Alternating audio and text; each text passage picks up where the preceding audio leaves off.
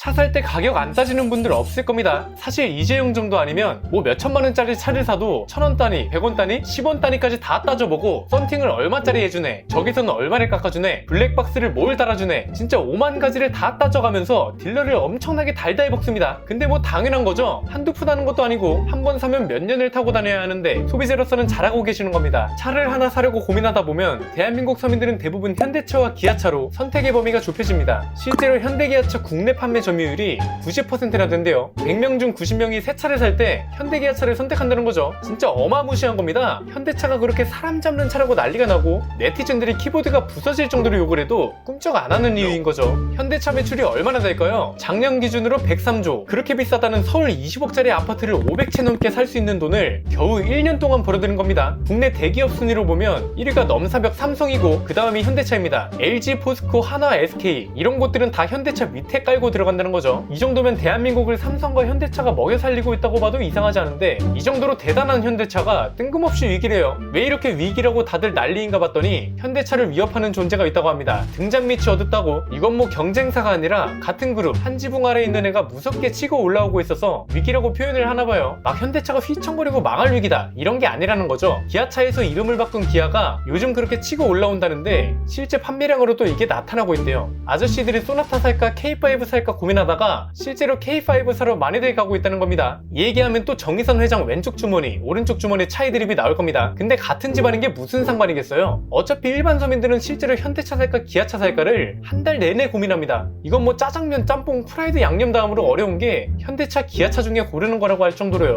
이게 진짜 당사자가 되면 돌아버리거든요. 아저씨들 진짜 머리 빠져요. 요즘은 현대차보다 기아차가 더 잘 팔리고 있다는 소리인데 이게 실제로 찾아보니까 재밌는 자료들이 몇 가지 있었습니다. 우선 실제로 판매량 격차가 눈에 띄게 줄어들고 있어요. 한국부터 보면 2019년에는 현대차가 기아차보다 14만 대 정도 더 많이 팔렸습니다. 이 정도면 현대차한테 비교하는 것 자체가 미안할 정도인데 이 격차가 작년에는 10만 대 정도로 줄더니 올해 1월부터 5월까지는 17,600대 정도로 확 줄어버립니다. 단순 계산해보면 올해는 4에서 5만 대 정도로 격차가 줄어들 수 있다는 거죠. 미국도 보면 꽤 재밌습니다. 2014년부터 2017년까지는 현대차가 기아차보다 10만 대 정도 더 많이 팔렸어요. 그런데 2018년에 이게 한 번 깨지고 올해는 현대차가 겨우 7,600대 더 많이 팔렸습니다. 현대차 입장에선 슬슬 식은땀이 나르던 찰나 유럽에서 아예 그냥 원펀치 3 강냉이를 맞아버립니다. 유럽은 그냥 뭐 이미 기아차 세상입니다. 올해 4월 판매량이 현대차가 37,000대, 기아차는 42,000대나 팔렸습니다. 이렇게 숫자로만 말하면 와닿지 않는 분들이 계실 것 같아서 다른 자료들을 또 가져와 봤는데 결정적으로 저도 이걸 보고 현대차보다 기아가 잘 나가는구나를 느꼈습니다. 유럽 전역에서 현대차보다 기아를 밀어주고 있다는 느낌이 들어요. 자, 이 인상 험악하게 생긴 아저씨,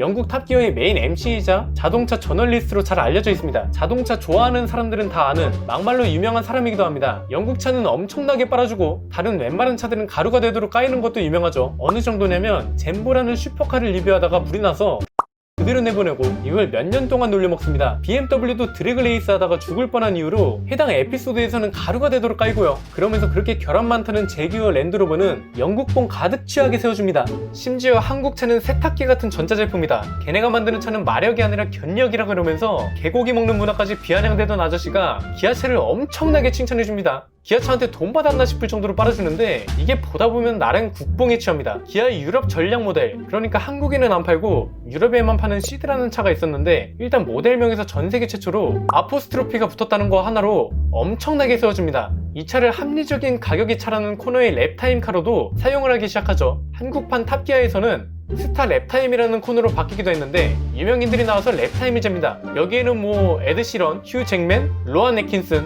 루이스 해밀턴 이런 사람들이 게스트로 나오기도 했고요. 거의 탑기어의 간판으로 CD를 내세우더니 신형이 나오니까 제레미 클락슨이 직접 리뷰를 해주기도 합니다. 여기서 한 말들이 굉장히 인상적이었는데 보증기간부터 시작해서 가격, 성능, 디자인, 자동주차 기능 뭐 이런 거 하나하나 다 칭찬을 해주더니 기아차가 다른 유럽차보다 싼 시절이 있었다. 왜냐하면 완전 거지 같았기 때문이다. 하지만 더 이상 아니다. 기아차는 더 이상 거지 같지 않다. 외관도 잘생겼고 실내도 보기 좋다. 이러면서 영국차 수준의 국뽕으로 마무리를 해줍니다. 여기서 끝나는 게 아니라 스포티지랑 CD를 가지고 럭비를 합니다. 미친 소리 같은데 진짜 이렇게 자동차를 가지고 럭비를 했어요. 이 경기에서 CD가 이기니까 제레미 클락슨이 기아 CD는 빠르고 튼튼해서 럭비를 하기에도 알맞은 차라고 마무리를 합니다. 그 이후에 제레미 클락슨이 제작진 폭행 의혹으로 하차하고 탑기어의 모든 출연진과 제작진이 BBC를 뛰쳐나가서 더 그랜드 투어라는 새로운 프로그램을 만듭니다. 우리나라로 치면 1박 2일 출연진과 제작진들이 KBS를 뛰쳐나가서 신서유기랑 강식당을 만들고 있는 거랑 비슷한 거죠. 여기서도 기아차의 활약이 펼쳐지는데 스팅어를 부가티 다음으로 소개를 해버립니다. 이것도 파격적이었는데 스케이트보드 선수들하고 경기를 하면서 꽤 멋진 장면들을 보여줍니다. 심지어 이날 리뷰를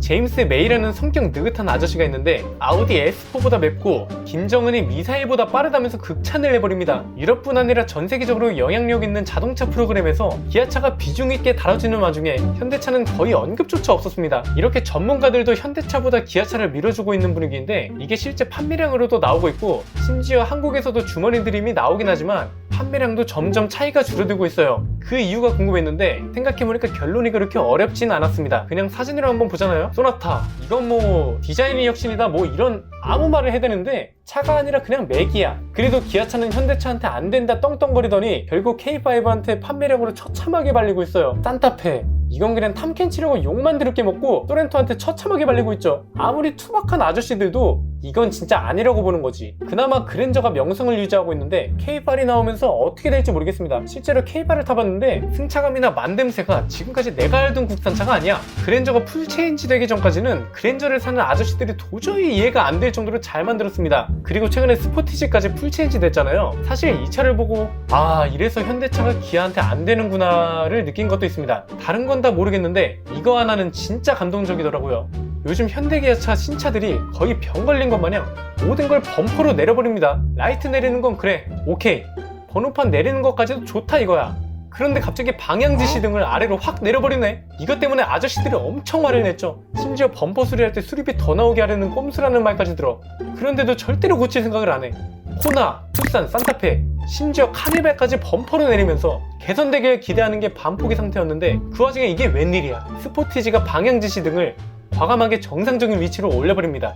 결국 여론도 완전히 쏠렸죠. 이거 만약에 판매량까지 스포티지가 투싼 이겨버리면 현대차 내부 분위기 심각해질 겁니다. 유럽에서 국위 선양하는 역할도 기아가 다 뺏어가고 볼륨 모델들 판매량까지 잃어버리면 현대차는 점점 입지가 좁아지잖아요. 앞으로의 전망도 최악입니다. 아이오닉5가 주행거리 때문에 이리저리 까이고 있는 와중에 EV6를 출시하면서 과감하게 선을 그어버립니다. EV6는 환경부 인증받아도 450km를 주행합니다. 이건 뭔 소리야? 차체 인증 주행거리를 홍보하던 현대차 따위랑은 차원이 다르다는 거죠. 실제로 EV6에 들어가는 배터리 용량이 아이오닉5보다 더 큽니다. 어떻게 보면 얘가 더 오래 달리는 게 당연한 건데 그걸 또 역으로 이용해서 현대차를 한 방 먹여버린 거지. 사실 왼쪽 주머니 오른쪽 주머니 드립은 단순히 같은 그룹이라서만 나온 건 아닐 겁니다. 얘네는 같은 지붕이라고 결함도 맨날 사이좋게 터져버리잖아요. 그러다 보니 영양가 있는 비판은 점점 줄어들고 극성 형가들이 판을 치고 그런데 막상 따져보면 정작 4천만원 밑에서 살만한 차가 없습니다. 진짜 차를 사려는 사람들 입장에선 환장하는 거죠.